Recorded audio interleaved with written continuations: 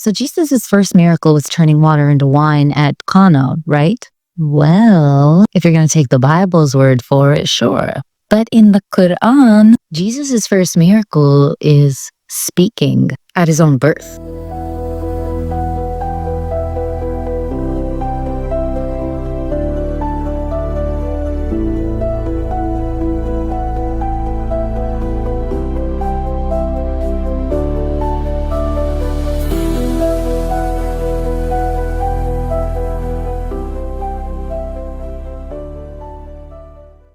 So Jesus' first miracle was turning water into wine at Cana, right? Well, if you're going to take the Bible's word for it, sure. But in the Qur'an, Jesus' first miracle is speaking at his own birth. Babies can't speak, Elianne. Water doesn't turn to wine either. So let's engage with a little willed suspension of disbelief and go with it for a second. Because remember, Jesus was the Word. And I think there's some significance to the fact that in the Qur'an, he comes into the world speaking. But besides that, in the context of the Qur'an, why does he speak? So let's imagine you're Mary. Your dad is a well-known priest. Community is very conservative, very religious. You're unmarried. And all of a sudden you show up to the village party pregnant. Just imagine the kind of tales going around town. So to prove her innocence, Mary needed a miracle. Because how is anybody going to believe her that she was impregnated by God? Okay, Mary, so that's what you're calling the jock behind the gym now, God, okay. We all saw you hanging out in the courtyard with Joseph after hours. So in chapter 19 of the Qur'an, at the birth of Jesus Christ, Mary gets her miracle. Now, there's a lot of interesting symbolism in the story of birth of Christ in the Qur'an. I'm not going to get into it now, but you know where to tell me if you want me to talk about it in another video. But basically, Mary goes and hides in a chamber that is facing east, as in she's facing the rise of the sun. And she asked the spirit who comes to her, how am I going to have a child when no mortal has touched me? And the angel is like, that's easy. We're not only going to make you pregnant, we're going to make you pregnant with the perfect human. He's going to be a revelation for all humanity. He's going to be the key to our mercy. He will be a thing ordained. So she hides away and she has the baby and she's sitting there with the pain of childbirth like, why is this so painful? And the angel was like, girl, stop hiding under this palm tree and go show your son to the people. So she did. And the people were like, Mary, what did you do? Or better yet, who did you do? And why would you do that? Your father is no wicked man, nor is your mother a harlot. And Mary was like, listen, if you want to know where this baby came from, ask him.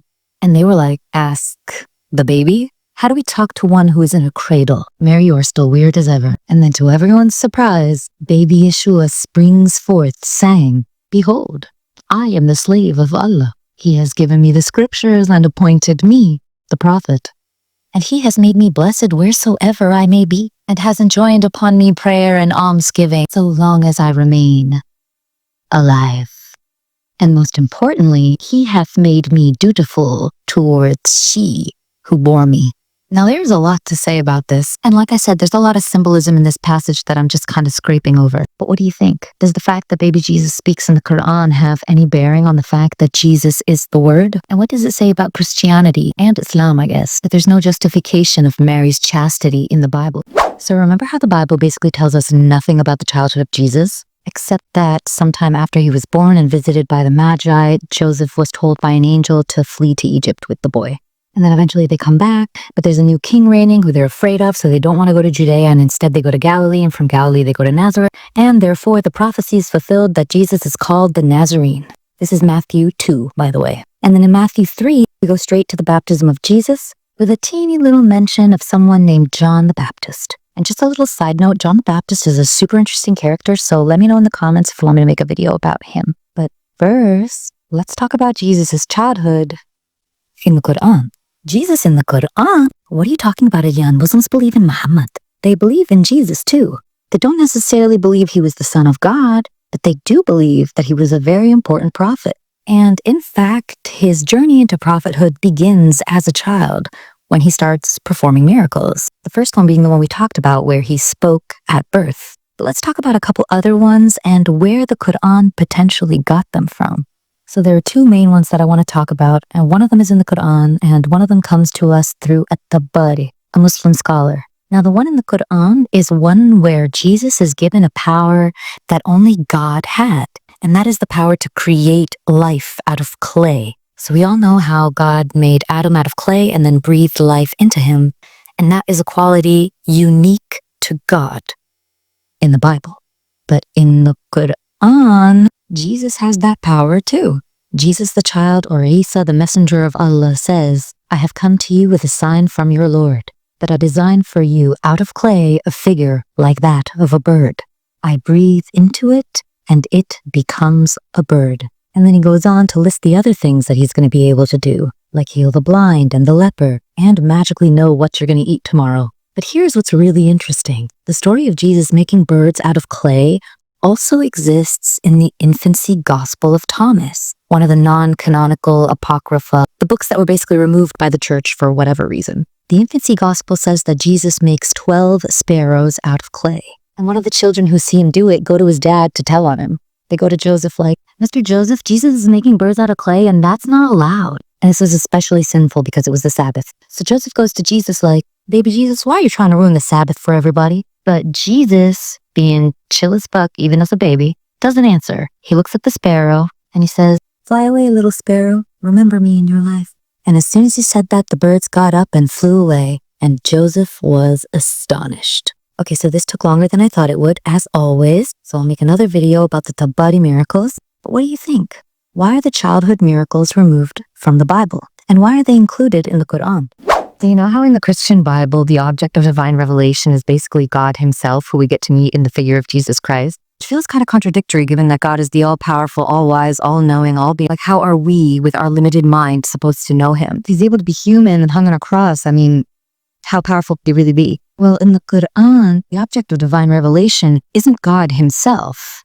It's his will. Because in Islam, the fact of God's almighty power is very well understood. You can't know God personally, but you can enact his will, essentially by memorizing and reciting Qur'an. So unlike in Christianity, in Islam, the existence of God is very matter-of-fact. Qur'an is his untainted, untouched divine word as revealed to the Prophet Muhammad. And as a Muslim, it isn't your job to know God or to accept Jesus or to find forgiveness and salvation. And your job as a Muslim is to love God and enact his will before anything else. You don't seek forgiveness. Because in Islam, humanity isn't born in sin. We aren't plagued by the shame that needs salvation via the Prophet. In Islam, humans are the free agents of the world. We are God's representative on earth, and we have the free will to choose to go with or against God's will. Remember how pressed the angels are about our free will? It's very important. Whether you go to heaven or hell in Islam is based on what you've done throughout your life. Do your acts of goodness and piety outweigh your sinfulness? Whereas in Christianity, we're all born in sin, and it's up to us to find Jesus, get on our knees, and tell him we're sorry. If you can say you're sorry, then you're good. You know, if the Christians are right, then my ex is definitely going to heaven. And Scott's so good at apologizing, he'd say sorry before he'd even fucked up. What's more is that the Qur'an is not trying to be a historical book. It's more concerned with the morality and spirituality of God's will than it is with historical fact or detail. And above all else, it is poetry. That the Qur'an drops bars, okay? In one of its verses, it even refers to its own poetry. Essentially to say that, like, Qur'an slaps so hard nobody but God could have written it. And that's a genuine argument for its authenticity, by the way. Chapter 17, verse 88 of the Qur'an. Even if humankind joined with the jinn and tried to produce something like this Qur'an, it couldn't produce anything like it. Not even if they supported each other. Because, you know, the humans and the jinns are at odds, obviously. Basically, Qur'an said, nobody dropping bars like Allah, okay? And that being said, it's really not worth reading in English. If you want to know Qur'an, you want to read Qur'an, learn Arabic first. Because it is genuinely the highest of Arabic poetry. Even a basic poem loses its meaning when you translate it. So imagine what happens to God's divine word. Anyway, what do you think? Do you think the difference in the nature of revelation in Bible and Qur'an is important? What do you think it says about Christianity? That God can so casually be lumped into a triune with a spirit and a man, and at the same time be presented as beyond and above all things, while Allah remains so beyond and so magnificent that all we can do is sense for and embody his will via the metaphorical and lyrical language of poem.